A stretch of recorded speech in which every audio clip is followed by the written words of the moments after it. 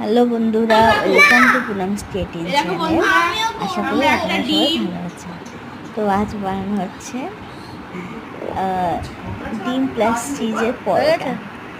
তো প্রথমে আটা ময়দা মেখে নেওয়া হয়েছে, তারপরে এটা রুটির মতন ভেজে নেওয়া হয়েছে। তারপরে আলু সেদ্ধ করে আলুটা পেঁয়াজ, রসুন, আদা, তার সাথে আলু, নুন, মিষ্টি মশলা দিয়ে ভালো করে আলু মাখাটা করে নেওয়া হয়েছে। এরপরে নেক্সট রুটির মধ্যে আলুর পুরটা দেওয়া হয়েছে, তারপরে ডিম, এই যে রুটির মধ্যে আলুর পুরটা দেওয়া হচ্ছে। এবার এর মধ্যে সেদ্ধ ডিমটা গ্রেট করে দেওয়া হচ্ছে, তারপরে চিজটা গ্রেট করে দেওয়া হয়েছে। তারপরে এটা